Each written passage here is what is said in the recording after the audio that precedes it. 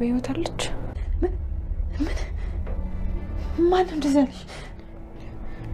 እየጠየቅኩሽን ብቻ መልሽልኝ። እናቴ በህይወት አለች ወይ? እነሱ አገው ሰጪ አልችልም። አንቺን ከእናትሽ ጋር ማገናኘት አልችልም። አሳዳጊ እናትሽ በጣም መጥፎ ሰው ናት። ወላጅ እናትሽ በህይወት እንዳለች እያወቀች አውቃ ነው ሞታለች አለች። የት ቤተክርስቲያን ያለሽው? ልምጣና ላውራሽ ወይም ደግሞ አንቺ ነኝ? ቅድም ከትዬ ጋር ተጣልቼ ነው የወጣሁት። መምጣት አልችልም። አንድ እንኳን የሚሄድበት የኔ የሚለው ሰው የለኝም። እኔ የቤተክርስቲያን ነው ግን ያለሽው? ወይ ወደ ቤት ነይና ሰላምን አንድ ላይ ይቅርታ እንጠይቃታለን። መምጣት አልችልም።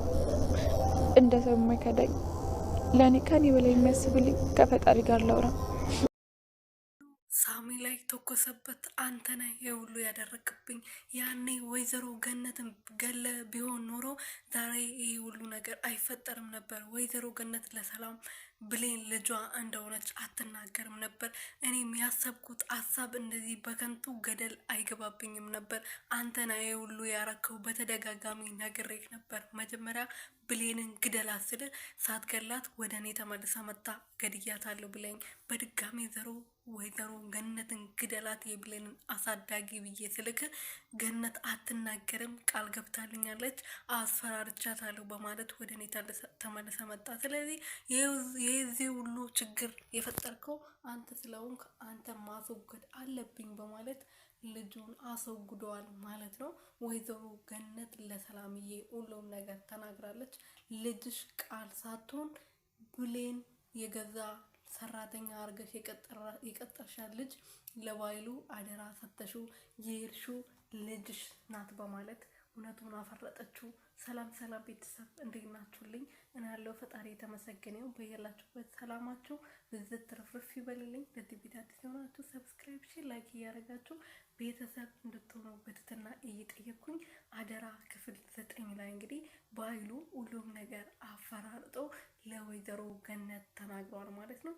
ወይዘሮ ገነት እንግዲህ ልጇ ብሌን እናቷ በሰላም በህይወት እንዳለች ካወቀች በኋላ እናቴን ካላገናኘሽኝ ከዚህ ቤት እወጣለሁ፣ ከዛ በኋላ በአይንሽ አታይኝም ብላ እናቷን ጥላ ከወጣች በኋላ ወይዘሮ ገነት ደግሞ ዳግም ስላላገኘችው ዳግም አገኘዋለሁ ብላ ነበር። እንግዲህ ያኔ ብሌን እናትሽ ሞታለች ከ10 ዓመታት በፊት በጀልባ ስትሄድ ነው ሞታለች ብላ የተናገረችው። እንግዲህ እናቷ በህይወት እያለች ግን አሁን ደግሞ ዳግምንም አላገኘችውም። በዚህ በኩል ደግሞ ብሌንን በመዋሸቷ ብሌንን በመካዷ ብሌን ለስንት ዓመታት እናቴ ስናፍቃት እንደነበረ እናቴ ስፈልጋት እንደነበረ እያወቅሽ እንዴት እናትሽ ሞተሻል ብለሽ ልትነግሪኝ ቻልሽ? እንዴት የእናት አንጀትሽስ አስቻለሽ? በማለት እግሯ ስለ ወርቃ እባክሽ ልጄ እናቴ እቅርሽ እንድልሽ ከፈለግሽ ያለፈውን ነገር እረስቼ ከአንቺ ጋር እንደ በፊቱ እንዲሆን ከፈለግሽ እናቴን አገናኝኝ ብላ ስትጠይቃት እንግዲህ እናትሽን ላገናኝልሽ አልችልም፣ ምክንያቱም አንቺና እናትሽን ካገናኙ እኔ ልጄን ለ18 ዓመታት ስናፍቀው ስጠብቀው የነበረው ልጄን ዛሬ በህይወት እንዳለ አውቄ ላስገድለው አልፈልግም፣ ምክንያቱም አንቺን ካገናኘው ልጄን አጠዋለሁ በማለት አላገናኝሽም ስትላት ብሌን እንግዲህ ከዚህ በኋላ ብሌን የምትባል ልጅ የለሽም በማለት ወደ ሰላም ቤት ገብታለች አጠቃላ ማለት ነው። እና በዚህ ነገር ደግሞ ገነት ተስፋ ቆርጣለች። ሳሚ ደውሎ ለብሌን የሰጠዋት ስጦታ በደንብ ወደሻል አይደለ ብሎ ሲነግራት እኔም አሁን የምሰጠን ስጦታ ከደቂቃዎች በኋላ በደንብ ታውቃለህ፣ መቼም እኔ ብሌን ልጇ እንደሆነች በመናገሬ አንተም ባይሉ የምትጎዱ ይመስለኛል። ምክንያቱም ለሰላም ሌላ ልጅሽ ናት ብላችሁ እንደሰጣችሁ በደንብ አውቃለሁ። ስለዚህ እሱን እጄ ከተናገርኩ በኋላ ስጦታዬን በደንብ ተወደዋለሁ በማለት ስልኳን ዘግታ አልጋ ላይ ወርውራው ነው እንግዲህ ስልኳን ቤት ጥላ ነው ሄደችው።